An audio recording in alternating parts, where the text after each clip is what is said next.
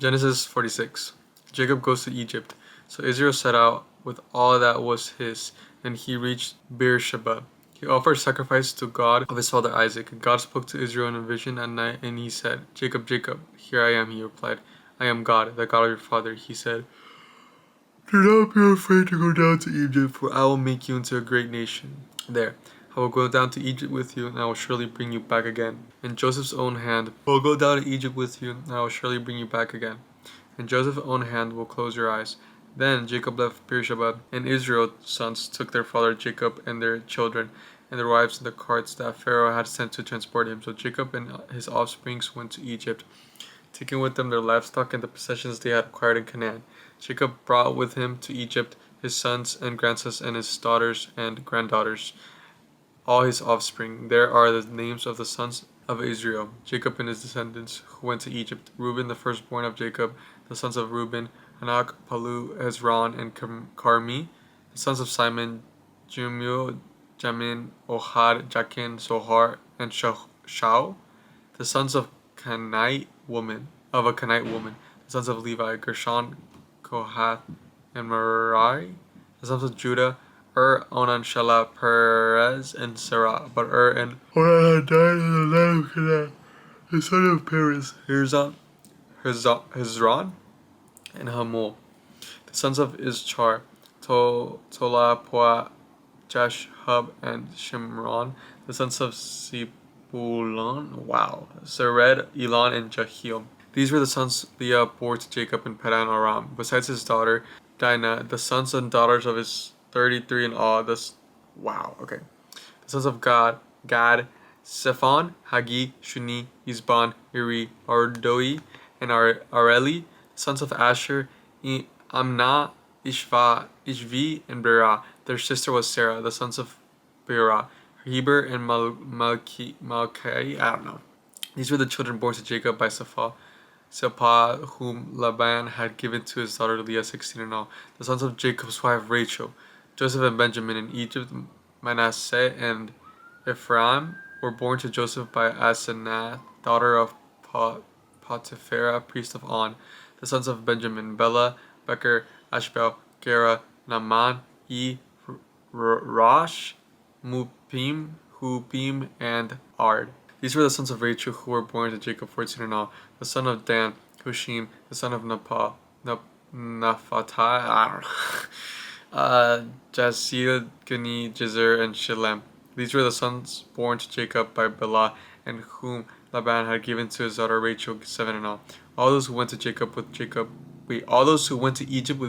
those who were in his direct descendants, not counting his sons' wives, numbered 66 persons, with the 2 sons who had been born to Joseph in Egypt. The members of Jacob's family which went to Egypt were 70 in all. Now Jacob sent Judah ahead of him to Joseph to get directions to Goshen. When they arrived in the region of Goshen, Joseph had his chariot made ready and went to Goshen to meet his father Israel. As soon as Joseph appeared before him, he threw his arms around his father and wept for a long time. Israel said to Joseph, now I am ready to die, since I have seen myself that you are still alive. Then Joseph said to his brothers and his father's household, I will go up and speak to Pharaoh, and will say to him, my brothers and my father's household, who are living in the land of Canaan, have come to me. Then the men are shepherds, they tend livestock, and they have brought along their flocks and herds, had everything they own. When Pharaoh calls you and asks, what is your occupation? You should answer, your servants have tended livestock from our boyhood, just as our fathers did. Then you will be allowed to settle in the region of Goshen, for all shepherds and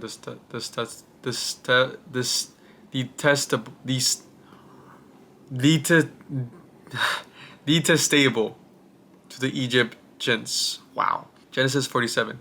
Joseph went and told Pharaoh, my father and brothers, with their flocks or herds and everything they own, have come from the land of Canaan, and are now in Goshen. He chose 5 of his brothers and presented them before Pharaoh. Pharaoh asked the brothers, what is your occupation? Your servants are shepherds. They replied to Pharaoh, just as our father were. They also said to him, we have come to live here for a while because the famine is severe in Canaan and your servants' flocks have no pasture. So now, please let your servants settle in Goshen. Pharaoh said to Joseph, your father and your brothers have come to you, and the land of Egypt is before you. Settle your father and your brothers in the best part of the land. Let them live in Goshen, and if you know of any among them with special ability, put them in charge of my own livestock. And Joseph brought his father Jacob in and presented him before Pharaoh. As Jacob blessed Pharaoh, Pharaoh asked him, "How old are you?" And Jacob said to Pharaoh, "The years of my pilgrimage are 130. My years have been few and difficult, and they do not equal the years of the pilgrim age of my fathers." Then Jacob blessed Pharaoh and went out for his presence. So Joseph settled his father and his brothers in Egypt and gave them property in the best part of the land, the district of Ramesses. As Pharaoh directed, Joseph also provided his father and his brothers and all his father's household with food according to the number of their children. Joseph in the famine. There was no food, however, in the whole region because the famine was so severe. Both Egypt and Canaan wasted away because of the famine. Joseph collected all the money that was to be found in Egypt and Canaan in payment for the grain they were buying, and he brought it to Pharaoh's palace. When the money of the people of Egypt and Canaan was gone, all Egypt came to Joseph and said, "Give us food. Why should we die before your eyes?" "Then bring your livestock," said Joseph. "I will sell you food in exchange for your livestock, since your money is gone." So they brought their livestock to Joseph, and he gave them food in exchange for their horses, their sheep, and their goats, their cattle and donkeys, and he brought them through the year. He brought them through that year with food in exchange for all their livestock. When that year was over, they came to him the following year and said, "We cannot hide from our Lord the fact that since our money is gone and our livestock belongs to you, there is nothing left to our Lord except our bodies and our land. Why should we perish before your eyes? We and our land as well. Buy us and our land in exchange for food, and we with our Lord will be in the bondage to Pharaoh. Give us seeds so that we may live and not die, and that the land may not become desolate." So Joseph bought all the land in Egypt for Pharaoh. The Egyptians, one and all, sold their fields became the famine because the famine was too severe for them. The land became Pharaoh's, and Joseph reduced the people to servitude. From one end to Egypt, land of the priest, because they received the regular aliment from Pharaoh, and had food enough from the aliment Pharaoh gave them. This is why they did not sell their land. Joseph said to the people, "Now that I have bought you and your land today for Pharaoh, here's your seed for you so you can plant the ground. But when the crop comes in, give a fifth of it to Pharaoh.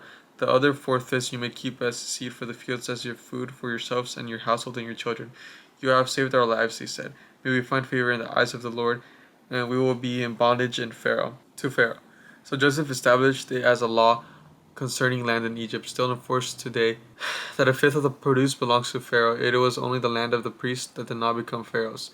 Now the Israelites settled in Egypt in the region of Goshen. They acquired property there and were fruitful and increased greatly in number.